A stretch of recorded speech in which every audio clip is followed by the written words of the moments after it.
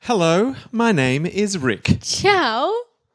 My name is Millie. And this, dear Yonky Doodlers, is episode 42 42 of season 2 of Yonks Ago, meaning of life, snitches.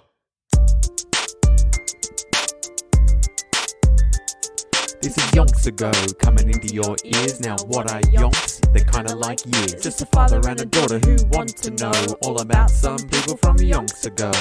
Interesting people who did interesting stuff, but about whom we don't know enough. So we're gonna dig deep and find it all out. Yonky Doodlers know what we're all about. Yonks Ago, hey, ho, hey, Yonks Ago, hey, ho, hey, surely.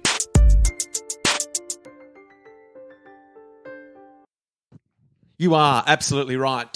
As mentioned in the introduction surreptitiously, it is the Meaning of Life episode number 42. Yes, it is. It's the second time we've traversed a Meaning of Life episode. We had our 42nd all over episode. Yeah. Earlier on in this season. What is it now? What, 17 plus 42? You do it. I don't care. 59. Yeah, that sounds about right. Yep.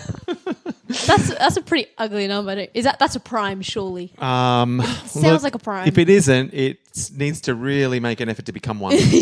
Just really apply yourself, 59. I feel like 59 is a prime. Yeah. I'm saying it. I'm not going to look into it. No. I'm not going to do my research. No. I'm just going to believe. Yeah. And look, 42, Meaning of Life. And look, we're still in quarantine, You sure. already know. Restrictions are about to be eased for the first time. Yeah. We'll see how that goes. And Well, I believe we've talked a little bit about the weirdness of time during this period. yeah. But I feel like there was a little switch during this week. We felt like, I felt like, and I feel like maybe you mentioned as well, Yeah. that this podcast has come around real quick. Yeah, that week went real fast. After a couple of, 3 weeks in a row of feeling like it had been an Yeah. eternity between podcasts, all of a sudden we were like, what? Podcasting already? Yeah. What's going on? I know, and it was like Sunday, and I was like, I swear Sunday was yesterday, and it's Sunday again. And this was before any easing of restrictions or anything, so Yeah. that wasn't the trigger No. for time being all elastic yet again. I don't know, maybe it's because the meaning of life is coming up, so Could we be. just had to get there quicker. We're reaching our Zen state. Yeah. So time has simultaneously no meaning and all meaning. Yeah. Look, I feel like I was going to say something and I'm stalling until maybe my brain remembers. I know in my heart it's not going to remember. I can't help you with this one. Nah, I know. I just thought keep my mouth going Yeah. and eventually some real proper content will Yeah. come out. But we've been down this road before. And sometimes I can keep talking for what seems like hours. Yeah. And not one single useful word comes out. I reckon there are a couple useful ones. So this is our 42nd podcast. That's Yeah. momentous. Yeah. For season 2, obviously. Yeah. And we also, for anyone following at home with our TikToks and Instagram posts. Oh, yeah, we're quite famous. We racked up our 50th Go watch it now. It's my favourite dance. 50th day of TikTok dances. Yeah. We are generating every kind of content you could possibly want. I know. If you're ever bored, hop Yeah. on. I know we've workshopped a little bit. We've brainstormed briefly, I feel like, in past episodes, what we could add to the sensory content we've provided, the visual content. Pinata. So something about a pinata. I just feel like we remembered. talked about something, but I've realised what it needs to be. Yeah. In the vein of David Beckham, the great David Beckham. Yeah. We need a fragrance. Some Yes. content that people should can it just smell. Should it just be our sweat from after we do our dance? We just store it. Yep. And it's gonna happen. But it also, depending on what season we're doing, it needs to be integrated. Oh yeah. So while we're doing season 2 with all the sweet Trevor content, there should be a hint of crepes. I reckon. Just a hint of cooking crepes Yeah. mixed in with our sweat. What would the Sweat crepes. What would the Ned Kelly one be? I don't know. What was the ongoing aroma? I feel like there was cattle. I mean, if we could have a hint of cattle. Like a petrol from the ute. Oh yeah, just a ute.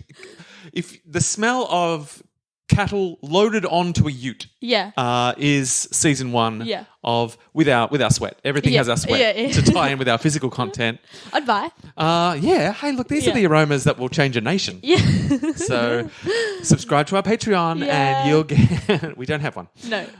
But No, we do. Oh, yeah, that's right. So throw some money out your window and you'll no doubt start smelling things. You're welcome. That's from us. But it is time. It is time to move Hey, Dad. in. Yes? What is it time for? Nancy Bloody Wake. I didn't think so. And we were on the precipice of Nancy's planned epic journey. Yeah. Oh. They've stolen her a good bike. Yeah. They are without a radio. Yeah. They have sacrificed their radio and their radio codes. Yeah. So they're next to useless. So they found Nancy a serviceable bike. Do you reckon it's one of those bikes with like the massive wheel and the small one? Nah, penny farthing. Yeah. Nah, I love those. That's not wartime France. I'm not feeling that. But like, unless. And she has to ride approximately 200 kilometres as quick as she can. That's a far way. And I've touched on this a little bit, I think, but I didn't quite nail it, but I've had time to refine it. We are referring to this journey in my mind, and we'll probably call the episode Tour de Nance, which is perfect. So she's got her bike. She's about to embark on the Tour de Nance. Oh, it's hectic. And they've decided, before she goes, the Kelly gangs have sent out word. Okay. Somehow. I don't know how. No. Pigeons. Russell pigeons. Yeah. Loyal listeners will know. To all the sort of Kelly gang contacts they've got along in all the villages. Yeah. If they could do that, I don't know why she doesn't have to ride. Yeah. But I'm not going to ask too many questions. No. All I know is they've sent word. Yeah. Look out for the Tour de Nance. It's coming through town. And they've decided Nancy should take no weapons whatsoever. That was Doctor himself. That was Den. Den said that. Yeah. And because they figured whatever benefits you've got from a weapon are going to be outweighed by the fact that you can't bluff your way. Yeah. Like the whole point of sending Nancy is that she can maybe slide through unharassed. Yeah. No one's going to feel she's a threat. But if they for some reason stop her and they find a little sneaky pistol, they'll be like, hey, what's up? Just protection. Hey, no. They'll be like, no. This is unacceptable. You've come around here looking like an innocent housewife and all of a sudden you've got the bang-bangs? Unacceptable. You're going to the prison now. And then the whole plan's foiled. Yeah. So they talked it over and they said, guns, nup. And she's like, it's fine. I'm good at lying anyway. Don't need no gun. Yeah. My ability to fib is my main weapon. Yeah. And also will kiss for bluff. Oh, yeah. I mean, I'm on a war break. It's the smartest war break of all time. Yeah. Saved her life so many times, and also we suspect has helped her pass a few lonely nights in style. Oh yeah. Well. Yeah. No. I mean, we don't dig too deep into Nancy's nighttime activities unless they involve, mischief of a wartime nature as opposed to a romantic nature. That's her business. How long do you think it's going to take her to do this? 200 kilometres. It's a long way. I should have gauged what the average cycling speed is. How long would you? I guess people who do bike riding a fair bit, like your uncles, Tim and Brendan. Shout out if you're listening. I know you are. They probably would be like, that's not so bad. 200 kilometres. In the park. But I will state, they've got high-tech bikes. Yeah, she just got they've got like NASA bikes. Yeah. That weigh less than air. They're lighter when they're on a bike than when they're not on a bike. Yeah. Whereas she's just using some wartime functional bike that they're hoping won't fall apart. Yeah. Probably doesn't even have gears. No. Oh, rip. So she's doing it. She's doing the hard yards. I'm going to pause now and see if I can find any sort of sense of how long 200 kilometres on a bike should take. And now we have returned from that pause as if no time has passed for you, Yonky Doodlers, at all. But for us, just enough time for Millie to do a maths check. What did you discover? 59 is a prime. Like I thought, it has the vibes, man. I like to imagine it wasn't a prime until we really egged it on. And in that few minutes between us really taunting... Name the number that it can be divided by, huh? I can't now because it's applied itself and become the prime... One and itself is all. Yeah, that is Optimus Prime. And I had enough time to do a quick Google check of how long it takes to ride on average 200 kilometres. Yeah. Anywhere between 6 to 10 hours, they reckon. Okay. Depending on conditions. I reckon she's got to go up some hills and everything like that. She's going to have to stop along the way. Yeah. So that's at least a full day. Yeah. Probably more. It's a long ride. 6 hours. You got to be a speedy boy. Yeah, I think that's like proper cyclists. Yeah, that's like good bikes applying themselves. Nancy Wake will not be doing it in 6 hours. No. The Tour de Nance will not be accomplished in that time.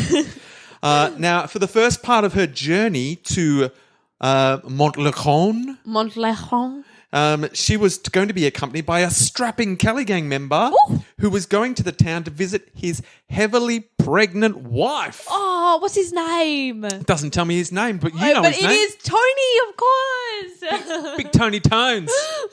Big Tony Tones is like, hey, I gotta go see my wife. Hey, that's how he's 100% French, but he learned to speak English from a teacher who was traveling through from New York. Yeah. So it's like, hey, I'm Big Tony Tones. Hey, I'm going to Montlejon. Hey, I'll come with you. Oh, my wife, she's gonna have a baby. Oh, what's the wife's name, Dad? 3, 2, 1, go. Shelley. Shelley and Tony. I thought you were gonna say Maria because then it would be like West Side Story. Oh, wouldn't it? Yeah. But that's copyright protected. Oh, true. That would bring this. I feel like you were going to say it and then you changed because you thought about that. I think I was going to say Michelle and then I changed it to Shelley because I felt it fit better with Tony. Yeah. Which is why maybe my mouth went to say, wasn't Maria. No. It was Michelle. How do you solve a problem like Maria? You just divide it by one in herself and then she's prime. And so Big Tony Tones is like, hey, get on your bike. We're going. Oh, Shelley's going to have a baby soon. I don't want to miss it. And so the beginning of the trip was real easy. She's like, this is all right. This is the perfect way to start. Got some company. Tony Tones is hilarious. He's got so many stories about being totally French but sounding like he's from another country. Yeah. Mostly they stuck to little back roads that crisscross the countryside. Sounds pleasant. Yeah, it does. She's still got a little hint of nature mode installed. Nature switch. Yeah. And so they were trying to avoid they were going where the Germans rarely ventured. Yeah. Because they didn't want to get ambushed. In the damn bush. Yeah. And so when they'd see Germans... When they were when they were forced to take the main road, they would get off their bike and push them. Okay. Because they figured gave them more options. Because if they saw some Germans coming, they could quickly jump off the road and into the ditch by the road. Definitely not going to take 6 hours now. No. So not this even is the riding. other thing. They've got to. This is really going to slow things up. Yeah. Slow things down.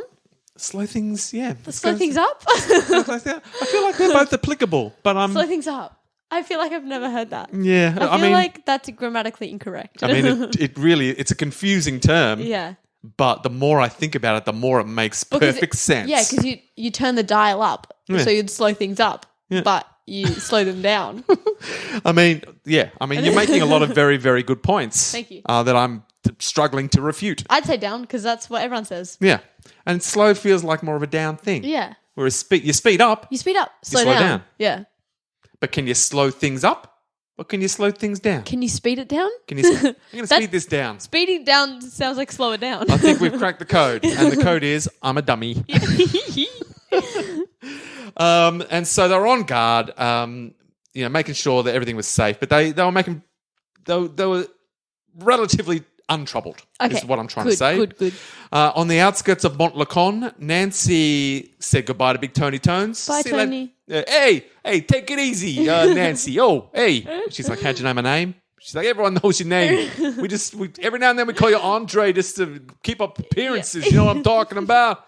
And Nancy, everyone knows Nancy. Oh, and he's still talking about that as he wanders off to see his pregnant wife. Yeah. What's his pregnant wife's name? Shelley. Oh, we already named her, didn't we? Yeah.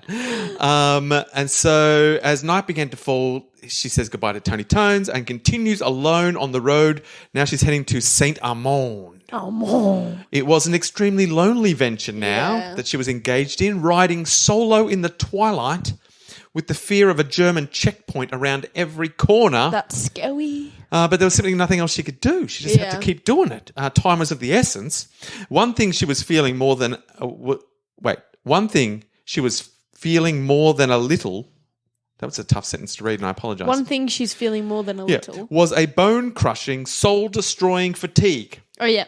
So that's a tricky way of saying she feels real tired. Yeah. And she's been go this whole time. Yeah. Like the Tour de Nance isn't just like she's been resting up preparing for the Tour de Nance. Oh, no. She was just on a long bike ride as well. Yeah. She had like a mini Tour de Nance. How long was that? A half Nance. It was like 20 kilometres, but it was over a mountain. It was over a hill. Oh, yeah. So it was a tricky ride. It was like a full day's effort. Yeah. And then before that, she'd been engaged in all those wartime activities. Exactly. The Germans were closing in. She'd been trying to sleep in barns. They'd been blowing them up. Yeah. She has not been well rested. No. And now she's trying to do the Tour de Nance.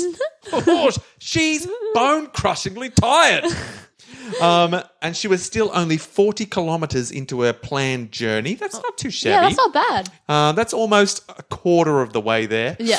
Yeah, still, that wouldn't feel good. No. Until you're over halfway, you don't really feel like you've even made any headway. And already her legs were feeling like hot lead. Yeah. It's going to be tough. Yeah. And so she just concentrated on doing one more turn. So she's just going one pedal at a time. God, got to get to that next tree up there. That's right. So small achievable goals rather than thinking of the immense travel that lay ahead of her.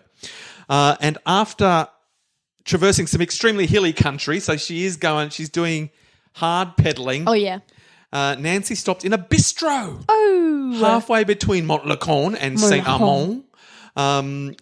Because she needed some refreshment and she was hoping to get some information. Information. So she was dining quietly in the bistro, keeping her ears strained to hear every little bit of conversation to get a sense of what's going on in town. What's going on? What are the Germans up to?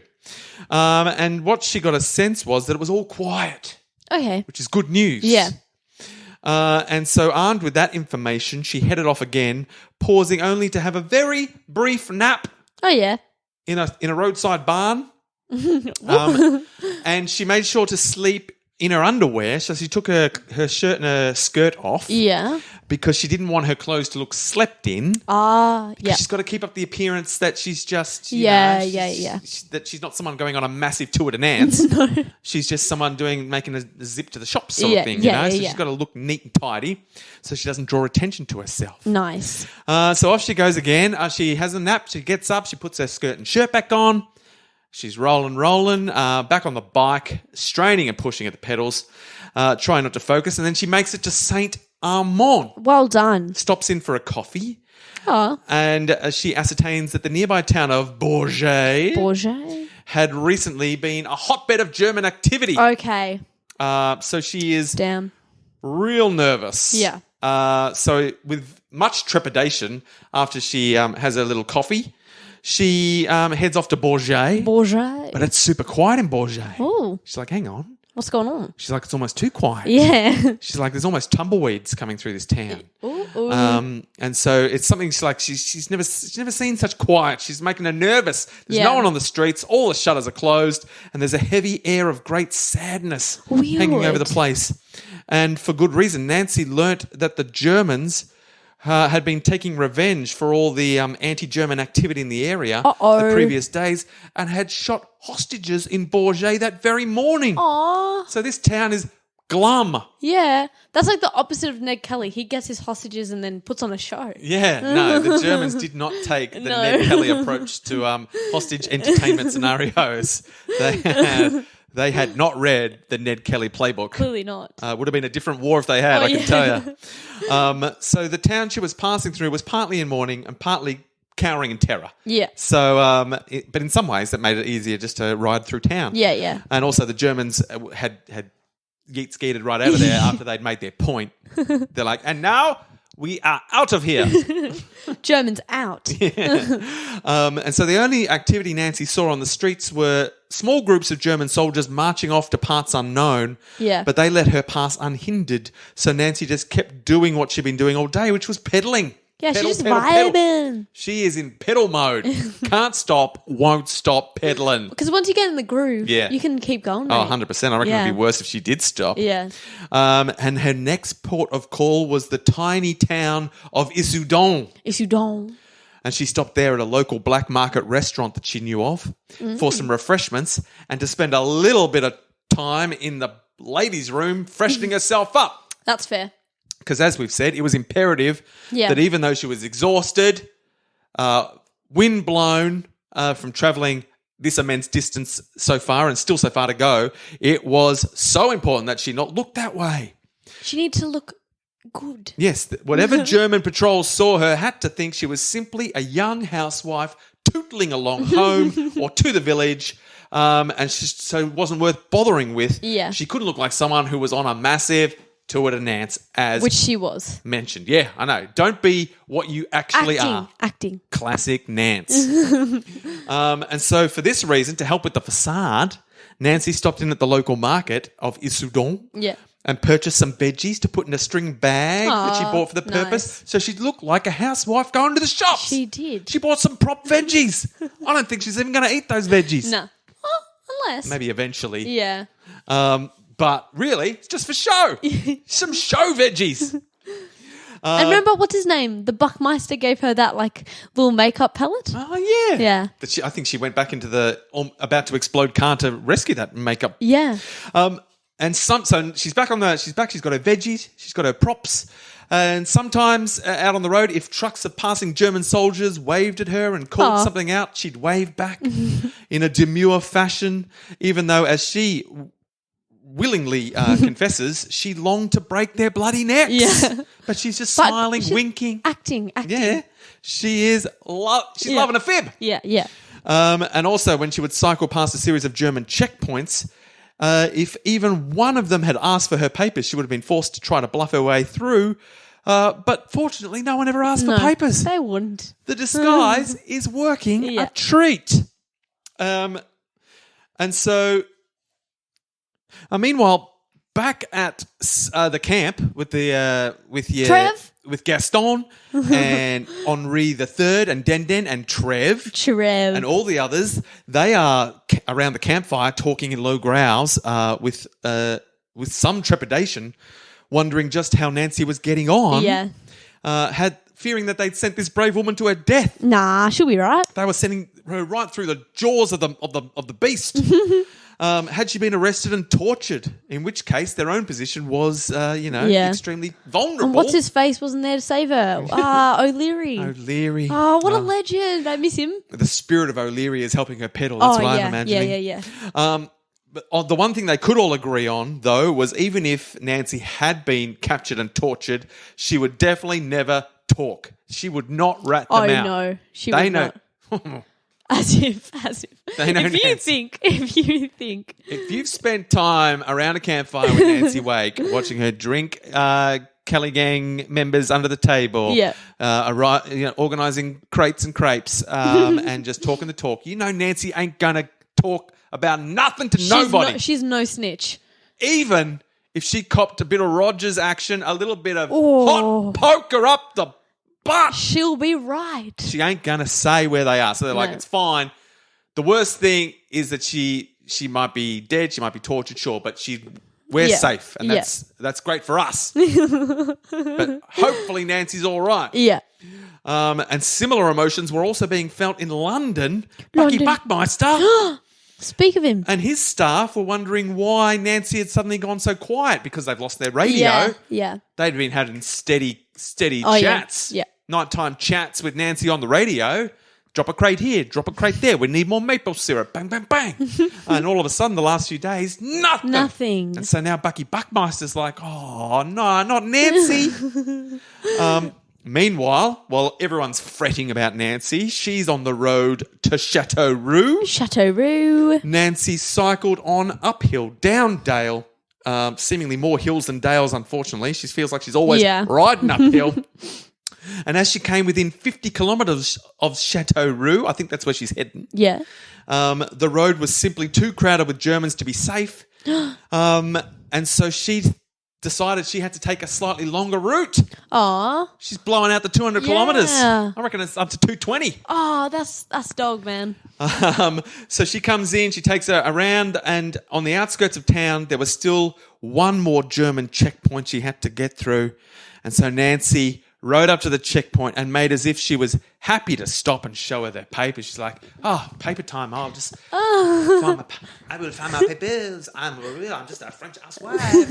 Where are my papers? Wait, I'll find. And they're like, don't you worry about it. You can come right on through. We don't need to see the papers.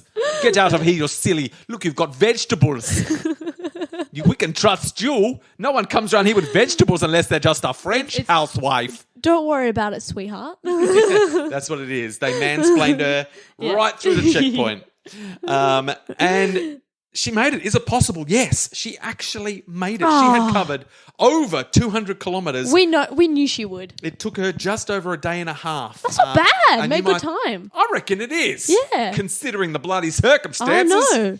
I know. So what's that? A day and a half. That's 24. So we'll say 36 hours. Yeah, that's not bad. She did it. She had to have a nap. She had to stop for some food, some coffee. Yeah. She had to walk a bit. She walked a bit with Tony Tones. Got to go up some hills. And she made it on her very rickety old bike that made the journey. But she still couldn't stop because she was at the town. But now she had to try to find the contact who could set her up with with the radio situation. And so Den had described a bistro for her to go to, and she had to try to track that bistro down. Yeah.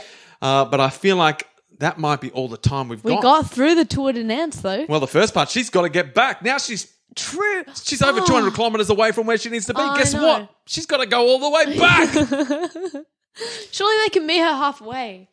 Surely. They're not going nowhere. But the second half of this journey, I don't know what's going to happen, but her legs are going to be cactus. As if I'd die. Like we talked about. I want to do that. While she was in pedal mode, it was hard, but she could do it. Yeah.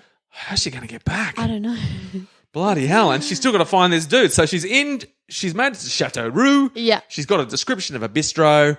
And but surely on the way back she can go drop into Tony Tones and see their baby. Oh, mate, who knows what's going to happen? But yes, she should definitely put that on her agenda. Yeah. If I know Nancy, she will. Oh, 100%. If she is even capable by then. Her legs might have fallen off. Oh, rip. So she's finished stage 1 of the Tour de Nance. Yeah. She's got the yellow jersey. I think she's got all the jerseys. She's the Queen of the Hills. She won the sprints. She's the only one in the She's got every single jersey of the Tour de Nance. It's never been done before. It'll probably never be done again. No. So hats off to the first stage winner of the Tour de Nance, who is Nancy Bloody Wake. Oh. As I mentioned previously, and will continue to mention until such time as this podcast finishes, we are out of time. Yep. So we will need to find out what happens in the extremely riveting, adrenaline-soaked stage 2. I'm excited. Are you excited? Of the Tour de Nance when we come back for the next episode. You didn't answer my question. Are you excited? I thought you were asking the Yonky Doodlers. Well, I was asking everyone, and you are part of everyone. I guess. Well, you know what? I'm super excited. What? I'm on the brink of almost too excited. What? I've got maximum excitement. That's awesome. I'm max-cited. Sounded better in my brain. I'm going to put that in the to be refined wordplay. Like Tour de Nance? Yeah. What was that before? Tour de France. Oh no! I think I refer to it as Tour de Nancy. Oh, so close. Yeah, I know. But come on, mate. Just chuck off the Tour extra de Nancy. the syllable. Sometimes it's almost infuriating. Yeah. Being yourself. Well, we've all been there. We have. Unfortunately, we're in the unenviable position of recording large chunks of conversations that we have and putting it out to the world. So we really feel it when we stuff up. Do you ever just listen to yourself and you're like, oh, Yes. You silly goose. Many times. But that's part of it. Yeah, I know. It helps us grow as people. It Yeah. makes us a bit more thick-skinned. Yeah. A little less egotistical. Yeah. Hey. Is being thick-skinned good, though? It means you're more protected. Yeah. But it also means you're less able to experience the finer things in life.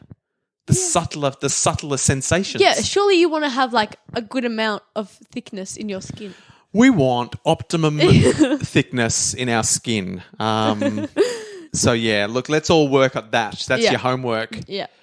Don't get too thick. No. But don't be so flimsy. Don't be thin, mate. You'll get skin cancer.